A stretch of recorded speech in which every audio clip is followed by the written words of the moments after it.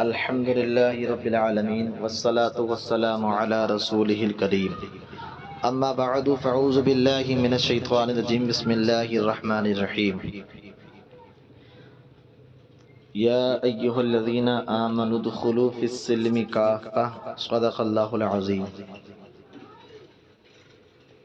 حضرات گرامی، آج ہمارے معاشرے میں بعض لوگ کچھ تاریخوں میں شادی بیاہ اور خوشی کا کام کرنے کو منع کرتے ہیں اور خود بھی نہیں کرتے اور دوسروں کو بھی نہیں کرنے دیتے۔ مثلا شادی کی تاریخ 3، 13، 23، 8، 18، 28 ان تاریخوں میں شادی یا کوئی خوشی کا موقع ہو اسے برا جانا جاتا ہے، حالانکہ یہ سب بیکار کی باتیں ہیں اور کافروں اور غیر مسلموں کا طریقہ ہے۔ اسلام میں اس کی کوئی اصل نہیں ہے۔ نکاح اور شادی یا خوشی کے لیے کوئی دن مقرر نہیں ہے، آپ ہر دن کر سکتے ہیں، ہر تاریخ میں جائز ہے۔ یہاں تک کہ ماہ محرم یعنی محرم کے مہینے میں بھی نکاح جائز ہے۔ بہت سے لوگ محرم کے مہینے میں نکاح کرنے کو برا سمجھتے ہیں، یہ رافضیوں کا طریقہ ہے، شیعوں کا طریقہ ہے۔ اہل سنت والجماعت اس سے پاک ہے، اہل سنت والجماعت میں سے کوئی ممانعت نہیں۔ لیکن آج کل یہ دیکھا جا رہا ہے کہ جہالت کی بنا پر اہل سنت میں بھی کئی جگہ یہ بات پھیل گئی ہے کہ محرم کے مہینے میں نکاح نہیں ہوتا ہے۔ اس کی کوئی اصل نہیں ہے شریعت میں۔ مسلمانوں، اسلام کو اپناؤ اور سچے پکے مسلمان بنو۔ یہی قرآن پاک میں اللہ تعالیٰ نے ارشاد فرمایا، یا ایھا الذین آمنوا ادخلوا فی السلم کافۃ، اے ایمان والو اسلام میں پوری طریقے سے داخل ہو جاؤ۔ تو حضرات گرامی، یہ تاریخیں ہیں اور بہت سی جگہوں پر یہ دیکھا جاتا ہے کہ شادی طے کرنے کے لیے 3 لوگ نہیں جاتے ہیں، 5 لوگ نہیں جائیں گے، اس طریقے سے لوگ جاننے کو برا سمجھتے ہیں، حالانکہ 3، 5 یہ کچھ بھی اصل نہیں ہے۔ اگر 3 یا 5 وطر جسے کہتے ہیں، یہ چیز اگر بری ہوتی تو آپ خود سوچئے، نماز میں سجدے کی حالت میں ہم 3 مرتبہ سبحان ربی الاعلیٰ پڑھتے ہیں، اگر برا ہوتا تو 3 مرتبہ کیوں پڑھا جاتا؟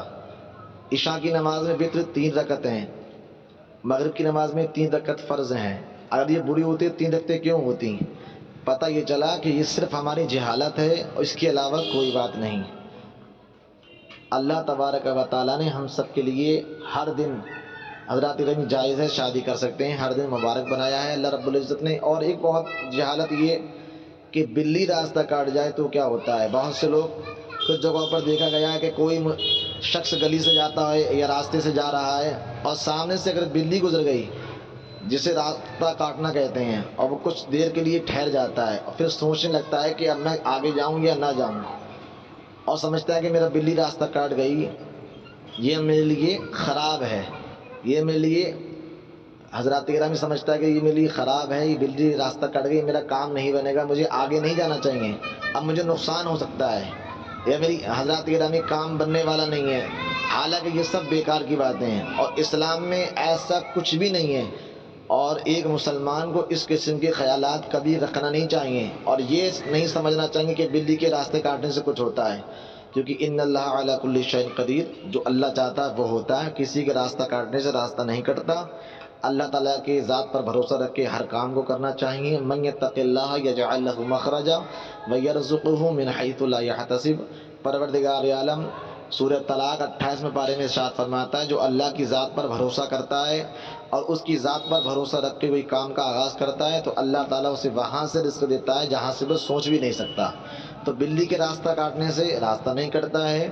آپ حضرات گرامی، اس کی کوئی اصل نہیں ہے، اصل شریعت میں کوئی نہیں ہے، بس اللہ کی ذات پر بھروسہ رکھیں اور اپنے جو کام کو جا رہے ہیں آپ اس کام کو انجام دیں، انشاءاللہ تعالیٰ آپ کا کام خیر انجام تک پہنچے گا۔ واللہ اعلم بالصواب۔